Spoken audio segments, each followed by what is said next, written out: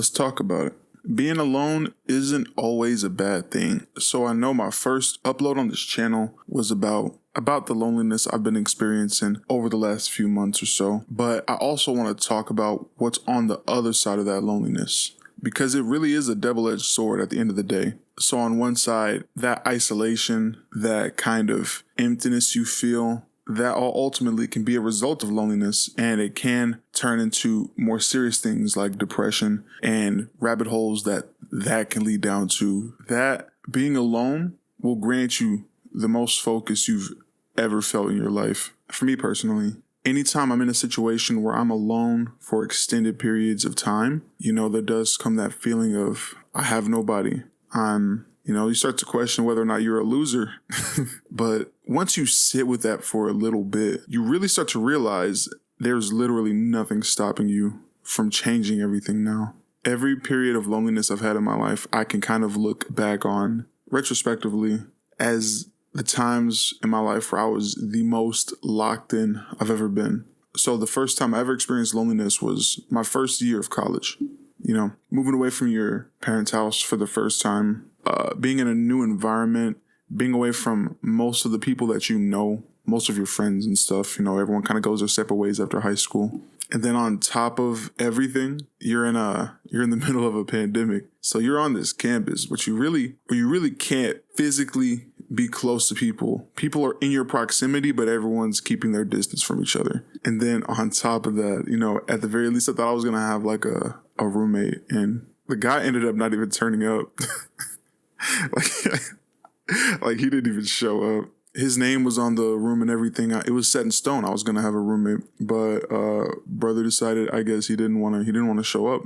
So I ended up spending a whole year practically alone in a room by myself. And like I said in my first video, during this time in my life, I did have online friends who I did communicate with and chat with. And, that does help a lot in soothing the loneliness. But I really do think there's only so much comfort you can get by these kind of means of communication. Eventually you're going to want to have like an in-person interaction with somebody. Not to say that it doesn't help, but there's still things that are missing. And so even though I do have a specific amount of my social needs fulfilled, and it really does help, and I don't feel lonely, when I'm spending time with those friends. Once I'm out of that Discord call, it's back to that isolation. And it's in this moment where I really, for the first time, changed my life. On a side note though, I'm not gonna lie. I feel like if someone from my personal life ever sees this channel, they're gonna instantly probably know who this is. So for like most of my childhood, even up to like early adulthood, like I was like on the road to like morbid obesity. I did end up reaching, that point at the end of high school was like the worst of it. And like it's really because of just an unhealthy relationship I've had with like eating, throughout my entire life.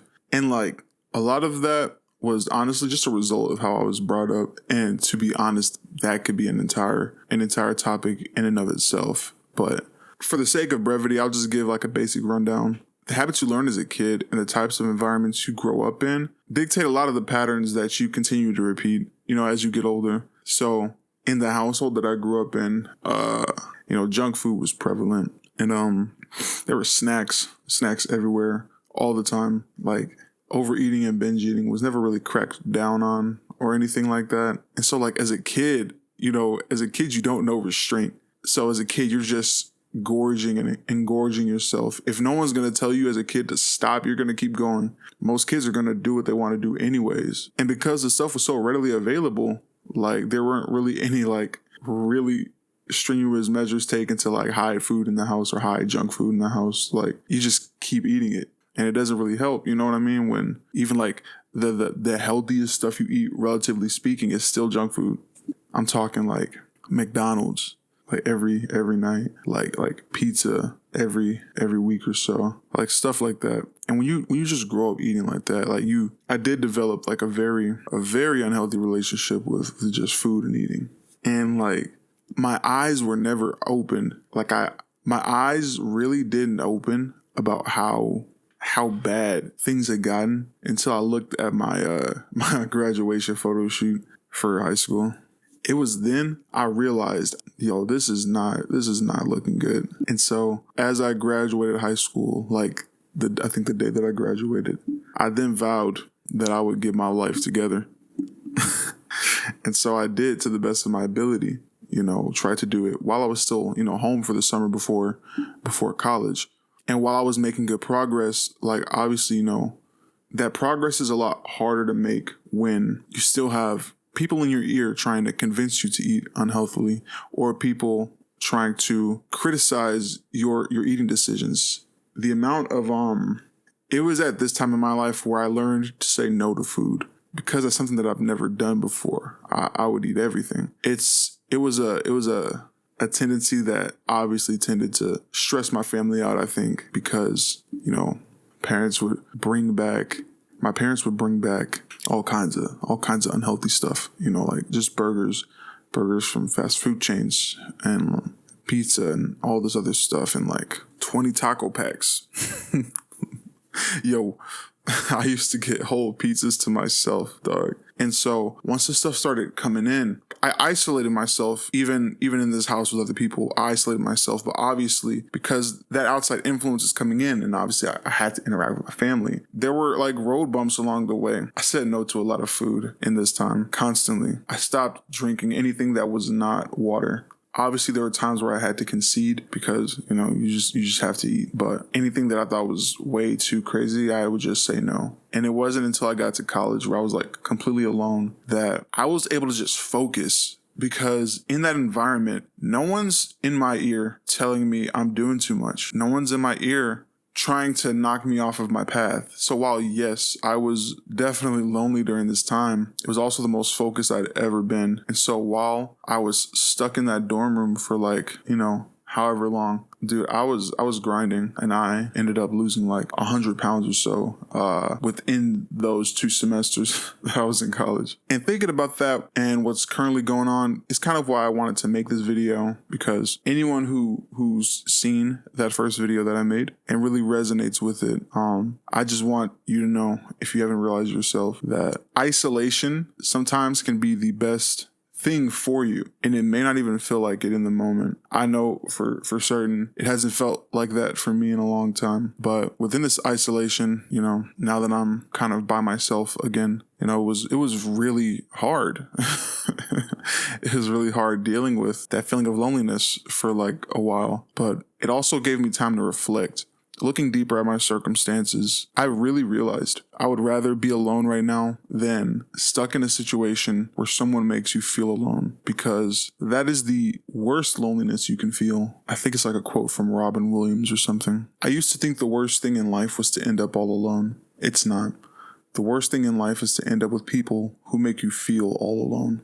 I know a lot of you probably relate to that, and if you watched my first video, that kind of hit close to home for me when I read that quote. And so now that I'm kind of by myself, it's not the best feeling in the world, but there's a sense of relief that comes with that for me. A lot of mental pressure was taken off of me, and I can tell even within like the last few weeks or what have you. I'm not as stressed mentally as I was before. And within that time, I've been doing a lot of reflecting, and within that reflection, one thought has been consuming my mind. What can I do to make my life even better than it ever has been? Because in my depressive spiral throughout all this loneliness, I've realized while I still have been, as productive as I think is acceptable, I feel like the determination that I had at one point to just grind through everything and to stay on that track of self-care, to stay on the track of bettering my life, and to constantly keep elevating and pushing forward no matter how hard things get.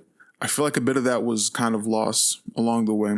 But again, I'm in that situation where nobody can tell me anything. There's no negative energy within my presence anymore. There's nothing weighing me down at this current moment in time to really push for the reality I want to create for myself. And within my reflection, I had another epiphany. taking care of myself and giving myself the tools that I need to make my life better in the long run is going to cure all of these current issues that I'm dealing with. In the back of my head, I always knew that. But at a certain point, that message got lost along the way. And so over the last few weeks, I've been taking steps to make sure my days are as productive as possible. Every single thing I do is scheduled out. The dopamine that I've been relying on to kind of sustain myself and keep myself satiated, throughout this period of mourning that I've been in, watching YouTube videos or, trying to play games to distract myself or what have you, or eating food, indulging in junk food. I've stripped myself of as much of that as possible. That toxicity that's doing nothing to help my situation but give me short bursts of dopamine. But then once that dopamine recedes, I'm back to the same place that I was before, being miserable. So now I've been trying to build my dopamine responses the right way, working towards my goals, trying to create videos every day for this journal of mine, releasing all of those negative thoughts or releasing all of these thoughts and opinions that are running around in my mind. It's kind of like my therapy, making sure I'm taking care of my body again, making sure I'm letting the right things into my body, eating the right things, and making sure it's getting the proper amount of exercise, making sure I'm hydrated. Drink your water, please. And all of these things have pulled me out of that pit of despair. And instead of seeing the loneliness as a place of sorrow, it's become a place of relief, because I'm a person who doesn't like when people know what I have going on, because to me, that absence of recognition creates no expectation. I genuinely think expectation is the killer of hopes and dreams, because you could be genuinely gifted at something, but if there's too much expectation, you're going to feel like you have to be perfect at whatever it is that you're doing.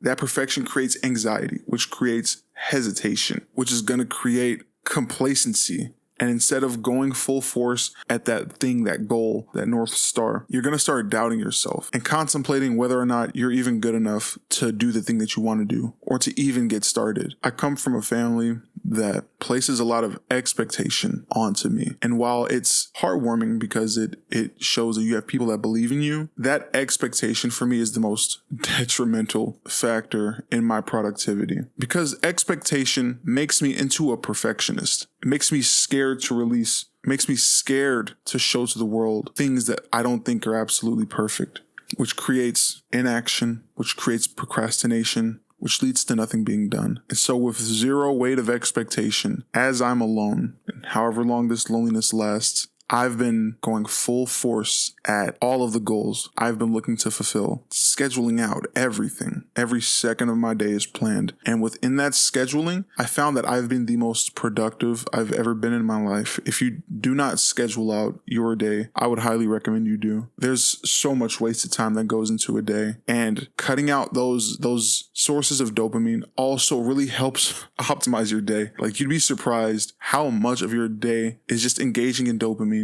And a lot of people wonder why they have no energy to do anything after scrolling for hours on end. That dopamine is your motivation. And without any motivation, it's going to be a lot harder to get things done. So if any of you guys are kind of going through similar things, I'm not telling you to do what I do. My suggestion is to try to look at the loneliness a little differently. That's what I'm trying to do. Don't see it as punishment or as misfortune, because it is those things. But loneliness is also untapped potential. That time where nobody's paying attention to you, the time where you feel like there's nobody by your side, is the time where you should be going the hardest, while you have no eyes on you, while nobody's looking. It's the best time to take advantage of if you want to improve yourself. But another thing that I noticed, what ended up happening, after I grinded for that whole year or so in college and getting fit, getting the fittest I'd ever been in my life, what ended up happening was I ended up making friends, and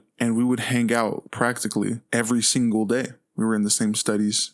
And through these hangouts, a lot of times when you hang out with people, you tend to eat. And so something that ended up slowly but surely happening over time is, as I would hang out with my friends every day, we would go places to eat, I would start to gradually loosen up on the strictness that I was setting for myself, the boundaries that I was setting for myself to succeed, at my fitness goals. And so over the years that me and those friends were hanging out, I gradually went to a reduced fitness schedule to practically no schedule. And a lot of that weight that I ended up losing over that year ended up coming back.